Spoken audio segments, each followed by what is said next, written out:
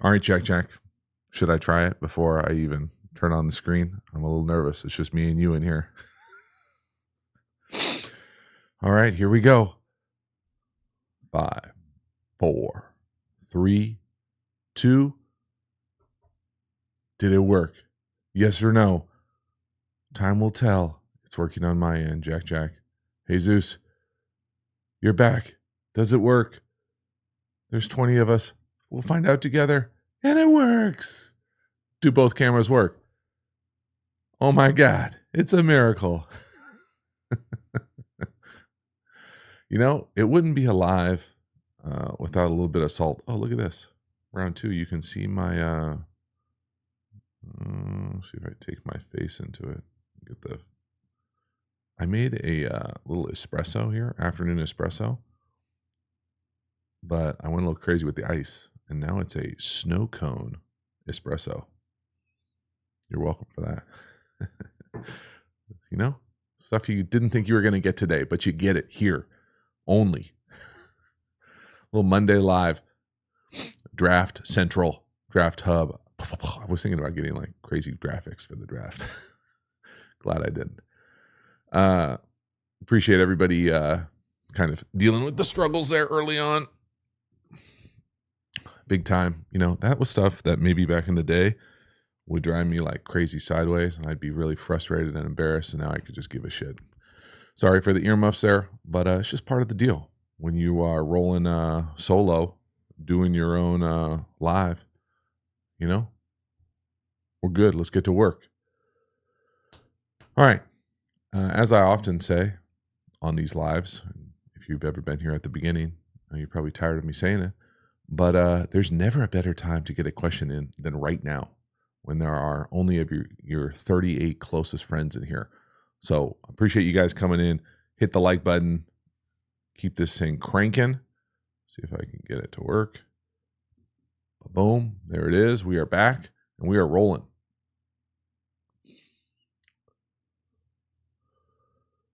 All right. What we got? No more lists.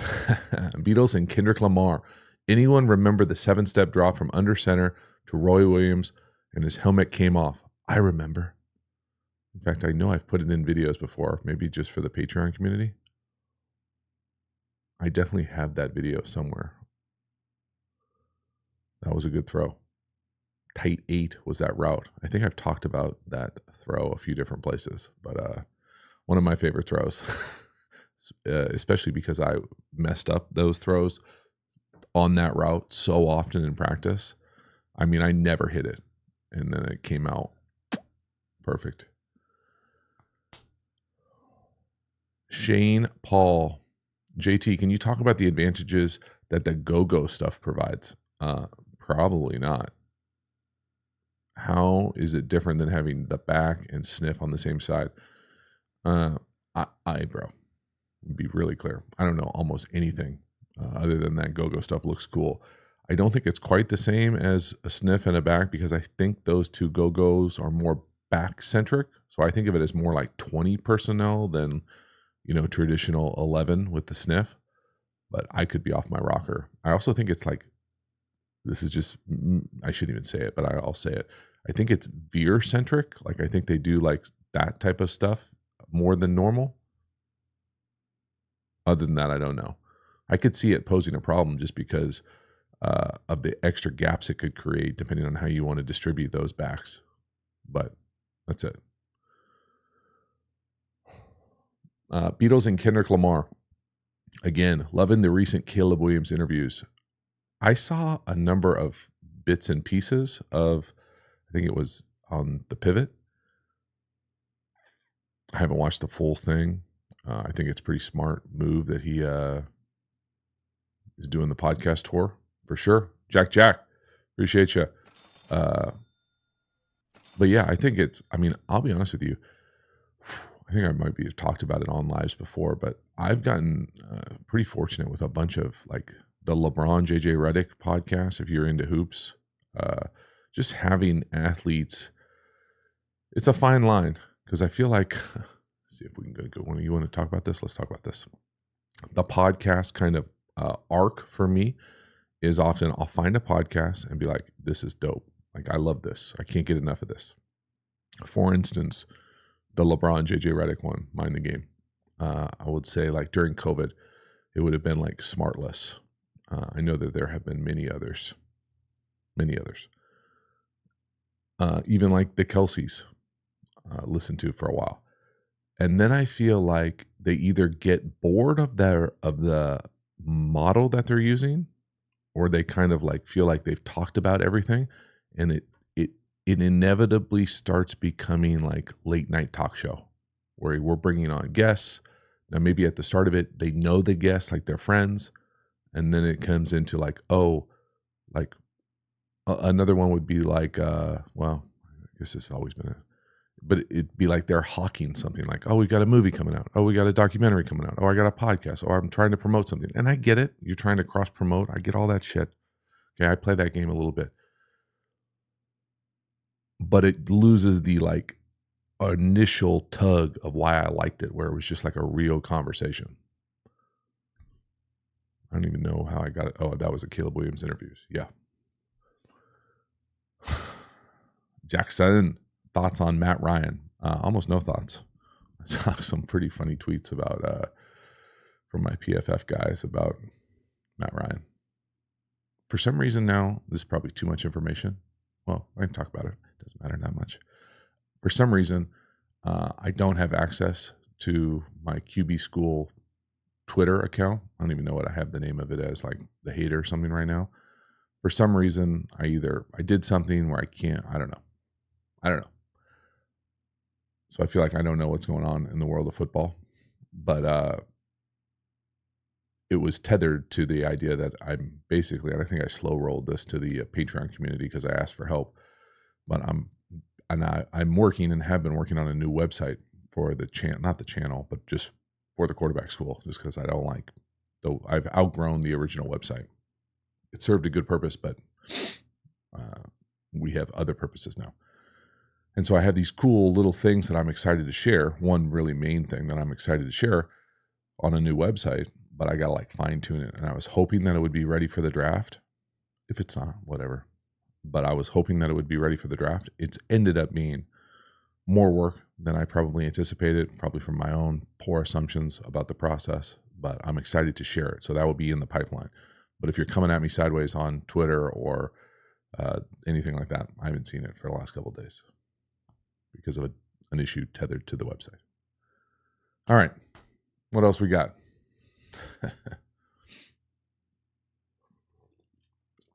Chase on YouTube. Hey, JT. I think it's supposed to be the Mac Jones breakdowns were very insightful, teaching me about footwork. That's great. It feels like that was like years ago, though. I appreciate it, though. Chris Peace. Boom. How are we feeling about Michael Penix Jr.? I'm feeling great. Big fan of Mike. I will be feeling probably one way better or worse, depending on where he ends up, this Thursday, this Friday, whatever, however it shakes out. It'll be interesting to see once we get past those first, 3 in Minnesota, Denver.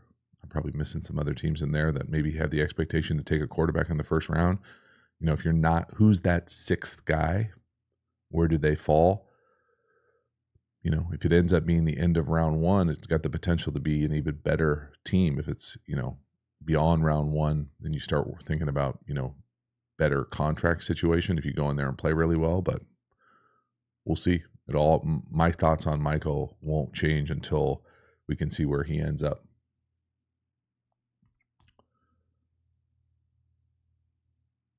For everybody who's like in the chat, I appreciate you engaging in the chat. But if you're asking me like, oh, who should the Pats take? Who should the blah, blah, blah? Should they move up to number 3? I don't really have any like hot takes on who's going to move up, who's not going to move up. I don't talk to anybody about that shit. I don't know anything about like what's the word on the street, what insider said what. My rankings of it is like, who should the Pats take as number 3? If they're going to take a quarterback, I would take the guy I said to take number 3 at quarterback in the rankings video. Sorry. Coach Hot Rod. I don't think it had anything to do with my Twitter issues. I don't think it had anything to do with like Twitter taking down my account. I think it was my issue with not being able to properly dual authenticate it, because I needed to change one of the elements to get it onto the website to be like a live feed on the website. So when I did it wrong and I like ran out of turns, it basically closed myself out. So I'm the idiot. If you didn't know that, it wasn't anything other than that, I don't think.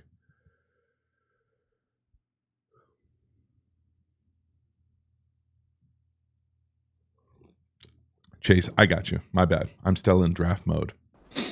So you're talking about Mac Jones videos during the year. Yeah, I got you. I appreciate the kind words. I'm glad it helped. Nate Taylor, my man Nate, longtime member. Do you think Zach Wilson's ceiling has risen a bit now that he's on the way to Denver? So I'm assuming he got traded to Denver. That happened recently or a long time ago. I don't remember. Has the ceiling risen a bit? Sure. I would say my initial reaction would be, yeah. You go to Sean Payton, you definitely need to get a fresh start. And that's well established. Risen a little bit. I think you'd have to admit that. Risen where I think people originally expected it to be or anywhere close to there. In my opinion, I've seen nothing that would suggest that. But risen a little bit, sure. We got in here. We got over 100 of our closest friends in here. I appreciate you guys coming in, hitting the like button. I'll try to crank through as many of these questions as we can. We'll probably go for half hour-ish or until my voice dies.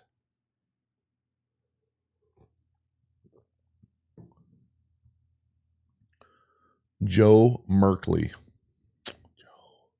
When you were drafted, how stressful was it waiting for the call? Did you have ideas about what teams had the most interest? Yes, it was very stressful. It was not an enjoyable experience, in my opinion. I got so frustrated that I ended up taking a nap. And I think I've told the story that the phone call woke me up. I might have just woken up when I got the phone call that I was drafted.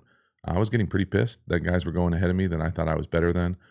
I got really pissed when one team specifically told me they were going to draft me, and then they drafted another quarterback in the 5th round, and I was a 6th round pick. So that part was frustrating. I mean, it's certainly it's a very cool experience to like have your dream live out in real time and know that it's coming up and have the preparation and all the work and all those types of things. The uncertainty, especially for me at that point, I wasn't really quite used to dealing with the uncertainty. I had dealt with a little bit of like athletic adversity and certainly dealing with a little bit of adversity and volatility, but nothing like that uncertain. And so that part of it was a lot. I probably didn't enjoy it as much as I should have. And if I had to do it over again, I would have probably enjoyed it a little bit more, but no, I was pretty pissed that certain guys were being drafted ahead of me. I really was. And probably still am, if I'm being honest.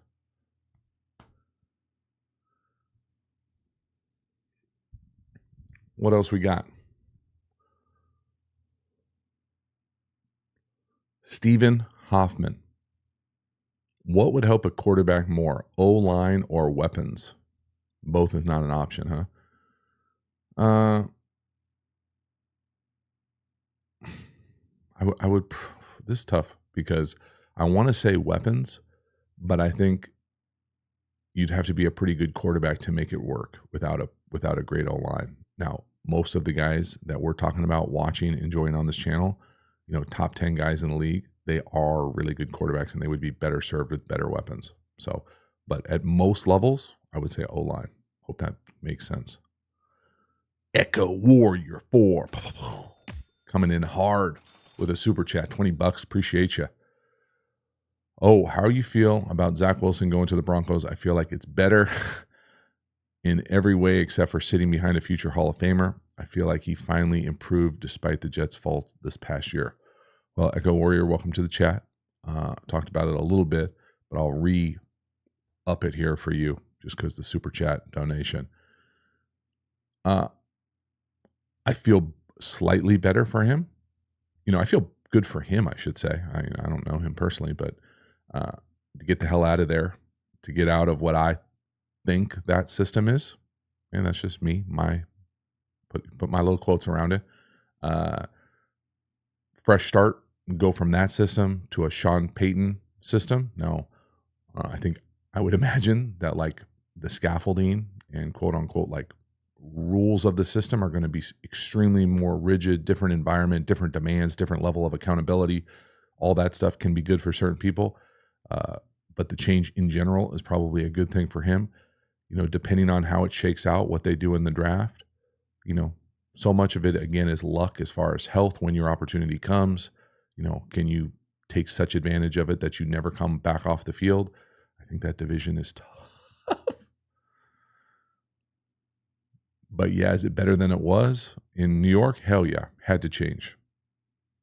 Could I have imagined a better spot for him to go to? I think the only spot that you would feel a little bit better would maybe be like Minnesota, just because the dudes he would be potentially throwing to. Yeah, I mean, if you feel like he finally improved last year, I probably didn't watch enough to care. I think my thing about it is I would never put an artificial cap from a chair miles away from someone's capacity to improve. Now, it doesn't mean it's going to be a straight line up. It doesn't mean that it's ever going to happen. But I certainly think NFL quarterbacks, especially young guys, can improve and can improve a lot. Does it always work that way? No. Is it really hard to but to find yourself in a situation where you can thrive after, for whatever reason, struggling the first spot? Probably. The odds aren't in your favor, but it doesn't mean it can't happen. So it's nice to know that another place believes in you, a place that has guys that have proven to take quarterbacks that have, for whatever reason, haven't worked out at another institution or another organization like Drew Brees. Go somewhere else, thrive. That's a pretty cool blueprint. We'll see if it happens. All right.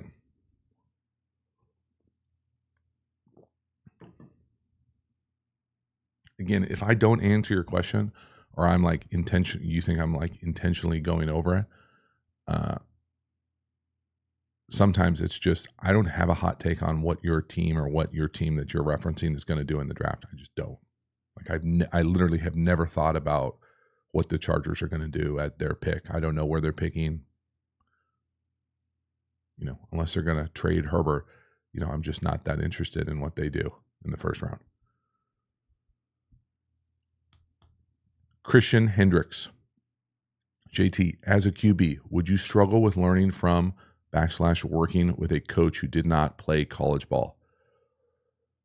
Christian, this is an interesting question because for a long time, and maybe it was just because of my kind of football upbringing, my high school coach was a former Davis quarterback. That's where I went to school.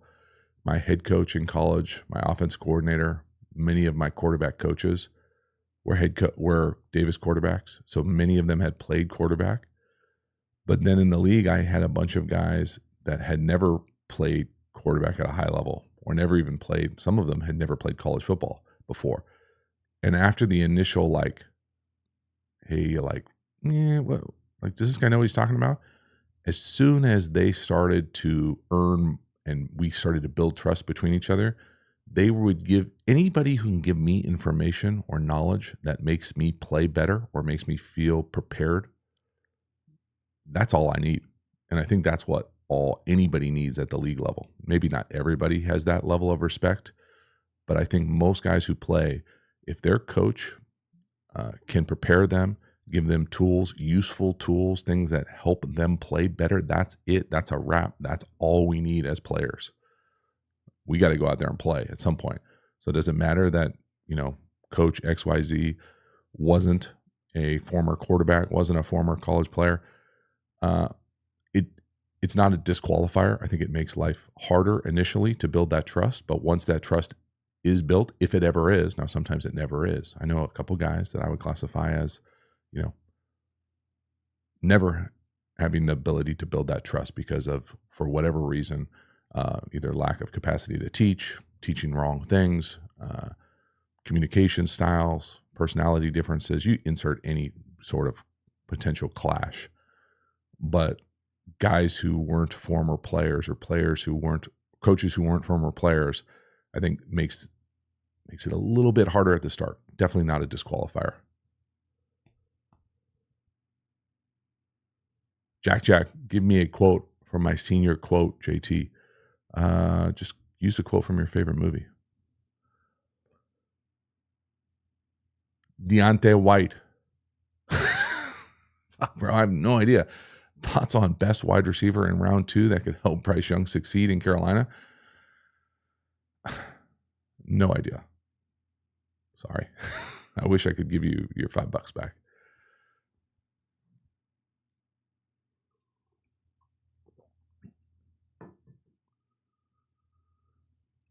Jason Fisher with that UC Davis quarterback lineage right there. Chris Peterson in the house. Petey, good one.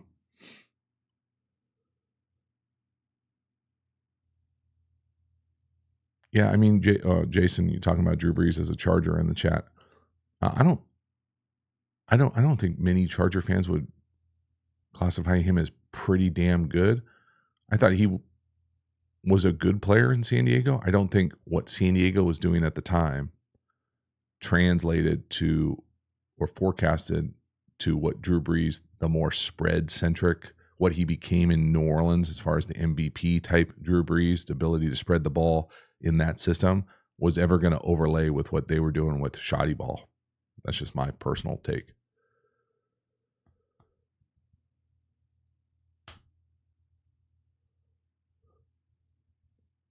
Shane Paul asking some in-depth RPO questions.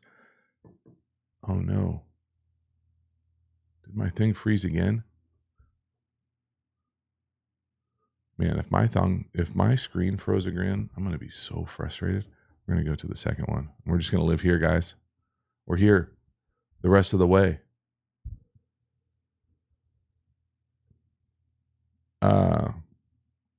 Caleb, I appreciate the heads up on the camera freeze. It's frustrating. I'm not even going to try to fix it. We're just going to live in the auxiliary second camera. So it'll be a little funky for the rest of the live, and I'm good with that. I saw a couple things that I wanted to get to in the chat, but now everyone's telling me that it froze up. Why? I saw an RPO question. Oh, Shane Paul. Is it tougher to RPO gap runs with pulling linemen? So, Shane, I personally never had issues with it, coaching or teaching it, that it was harder with RPO gap stuff. And again, there are some runs like I would classify duo as a gap run, but I would also, there's nobody pulling. So like pulling gap runs. So what are we talking about? We're talking about like gap, power, not gap, power, counter, trap, long trap, maybe some, depending on how you classify pin and pull stuff. The only thing we ever did, and this was more pass pro centric than guys downfield, but occasionally I felt like if we were going to throw on the RPO and the quarterback knew he was going to throw from the RPO, we would have a word that we would give to the running back, so the running back could basically abort the fake and go pass protect. So that was what we did more than like lineman downfield. I'm missing some super chats. I apologize.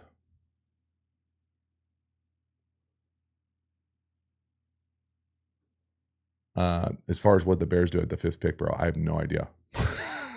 I really hope, just for my own social media engagement, that they pick a wide receiver. That would be funny for me. Momar Diop. I butchered that name, man. I appreciate it. I saw your pod with Brett. You said Kingsbury played with a ton of open edges at Arizona and the issues that can cause. Broad brush, what are the biggest strengths, weaknesses of Kingsbury's system from a conceptual standpoint? Oh, yeah, that's crazy broad brush. Well, I would say you could overlay that with kind of like, as an uncertified guy here, trying to better understand how the air raid is implemented and run in the league. I think you see the air raid concepts kind of mix matched all over the league. So whether it's mesh, whether it's Y cross, whether it's 6 or 4 verticals, I just feel like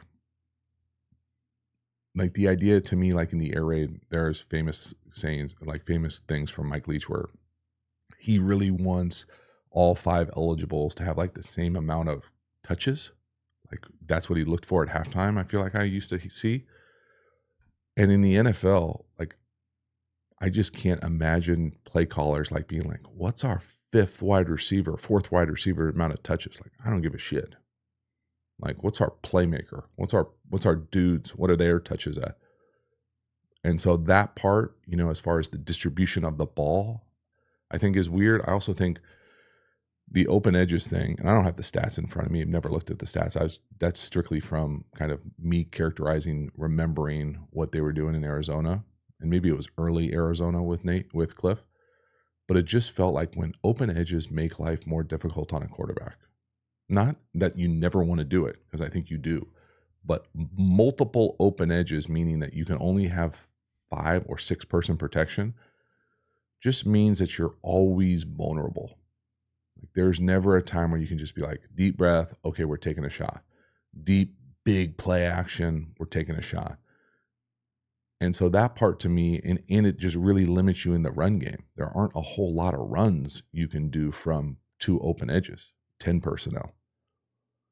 It's not that it's impossible. You can be really successful at many levels running just 10 personnel, but the league, I feel like you have to be multiple. Have to be. Lil K, there's no way I touched that subject, bro. Inside Zoner Duo. You're about 3 years too late for that joke. Christian, JT as an aspiring coach who never played high school high level ball. I appreciate the answer. I know the game and think of myself as a solid communicator, but do see how some guys would have their guard up. Yeah, I don't even know if guard up is the way that I would classify it. I would more just be like, well, it would more just be like you might have a harder time initially gaining that trust as opposed to like being, Warren Sapp walking in the room as a coach. Like, Warren Sapp played. I mean, I would have the same issue probably for me being a coach. If I were to walk into many of these teams or organizations, institutions, there are not a whole lot of dudes that are going to remember that I played football. So yeah, they might be like, oh, he played a little bit, So like just that initial barrier, I think is something you have to overcome. But if you can prove that you can provide value to the guys that you're coaching and help them play better, it's gone real fast. Chase on YouTube, you ever find out what PCP meant? Yeah, somebody told me it meant post corner post. I don't know, whatever. I think most people, at least in West Coast world, call that Dino. All right, a couple more here. We got Lance Cohen in the building. What do you think is the hardest thing about play calling at the high school level, since you're a former high school coach? The hardest thing about play calling at the high school level is, well, I'll give you 2 parts of it. One of the many mistakes I made coaching at the high school level was my initial season, my first season coaching, teaching the offense, play calling the offense. I came at it from a lens of what I would want at the quarterback position. So the things that I would want to do were the most prevalent, the most kind of like focused on. Well, the reality was our players weren't always great at those things. And I didn't pivot, adapt fast enough to take advantage of what our looking like program strengths were. The next hardest part for me, it's really a compliment more than anything else for the program that we were at the time, was we were just, after that first year, we were so multiple and so run dominant and kind of flank multiple, meaning that we could have so many different edges and formations and motions and shifts, that we saw a lot of like bespoke defense. And so I didn't pivot fast enough to feeling good about the plan versus any front versus any coverage. I got there eventually, but I was like, all right, this team, we anticipate being in this front with this kind of coverage. Okay, what's the down and distance? This front, this coverage. And then they would just come out with some like totally bullshit bespoke front that they thought they was going to stop our whatever.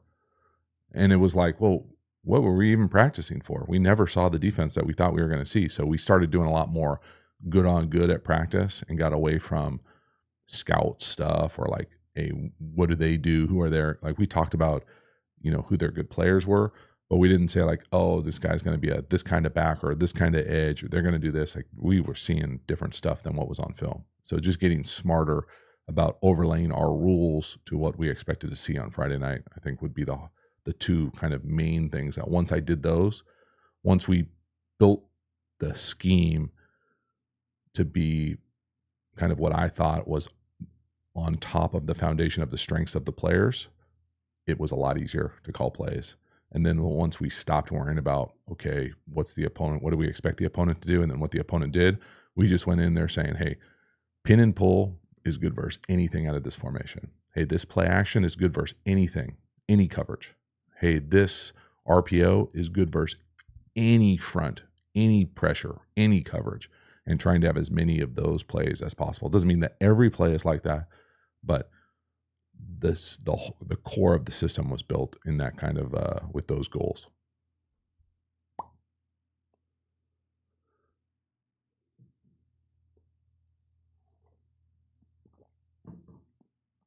Caleb Dirks. Oh, yeah, there you go. Caleb Dirks. Appreciate the super chat and the friendly, gentle reminder. Where is it? What do you want to see in year 2 from CJ Stroud and Jordan Love? I mean, I don't think there's anything I want to see. I think everybody wants to see just more of the same. I think CJ Stroud, especially, to do what he did so consistently, I don't think there's any reason to think that won't continue to be the trend in the case. But I still think until you see it, a few years, it's hard to believe that someone could come in and play that well that quickly.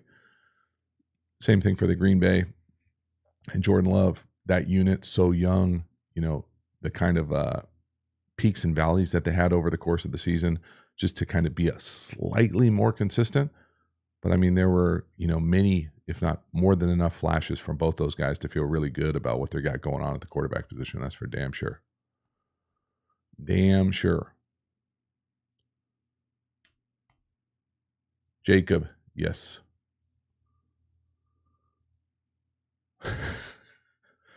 Shrek Holmes trying to get me to be Sherlock Holmes. Got no idea, guy. Got no idea. All right, we'll do a couple more here, and then we'll call this thing quits. As my neck hurts from looking to the left. I got to figure out what the hell's going on with my main camera. Should I try one more time just for fun? Or it's not worth it? We'll try it just for fun. Will it work? I doubt it. I don't think it's ever not worked and then gone back to working midstream. But I'm going to make it quick, so don't come at me in the chat like that you froze here. I'm frozen. Damn it. We're back. It's weird. Whatever. My own issues. All right. Besides let's talk just the channel. So the next video that I got in the books here is probably going to be tomorrow. Matthew Stafford, divisional game. Was it divisional? No, wild card game in Detroit, the Stafford Bowl. I haven't finished the video yet, but I've watched the game and got a pretty good idea of what I'm going to be doing. And I thought Matthew Stafford played really well in that game. That dude can spin it. I admit to being someone who doesn't watch a whole lot of Matthew Stafford, so I probably underappreciate like his capacity to arm angle change, to rip it, to spin it, all those types of things. I've just never watched that much of him or wanted to watch that much of them, either spot. But I think the stuff they were doing with their wide receivers, the run game, the formations, but the Rams were rolling and were really fun to watch there in the playoff game. So obviously didn't go their way, but sure as hell was a good game, especially early on, man. They were rolling. So that's in the pipeline. We'll probably do some sort of like draft-centric thing if I can solve the camera issues here on draft night, that round one. What was I going to say? Oh, I'm coaching a baseball game that evening, so I'm probably going to miss the first, like, whatever, hour plus of the draft. So when all the quarterbacks are taken, I will not be watching live, but I will probably catch myself up enough to be able to go in. I think in the past I've done after round one. I feel like that's probably like a good spot to like let it breathe. So keep that on the kind of horizon for your YouTube watching over the course of the week. So Matthew Stafford, that one. What was the other one? Oh, I wanted to do another X's and O's one just because I'm in that kind of vibe. I was either going to do Haas Y Juke or Y Cross Air Rady. Probably do Haas Y Juke first just because it'll be easier because I have more Haas Y Juke stuff. That's it. Man, what do we got? We've got CTE coming at me sideways. What's going on in the chat? Taking my eyes off it for 1 second. Is Kellen Moore the offense coordinator in Philadelphia? I didn't even know that. Kevin.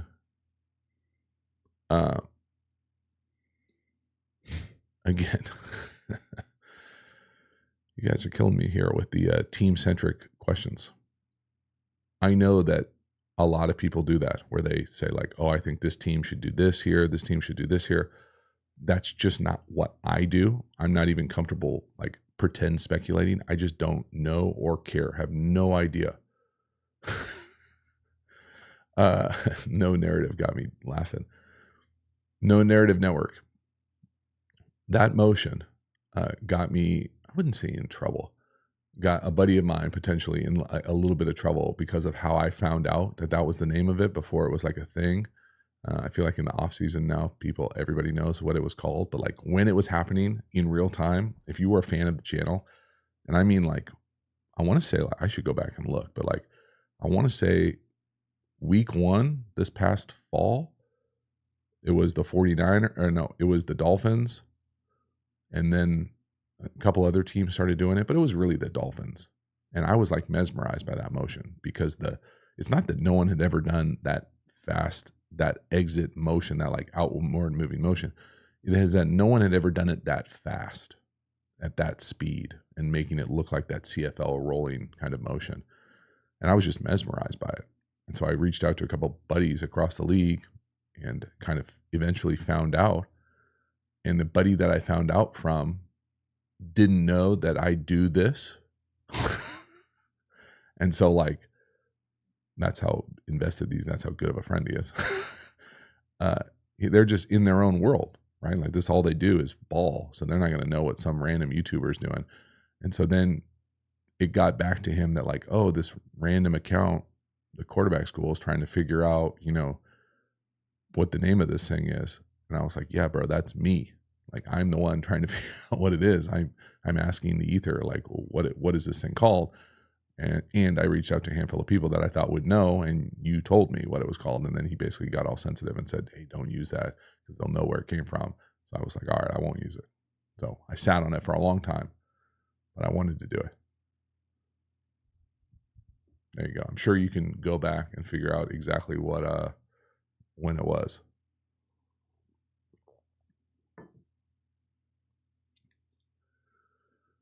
All right.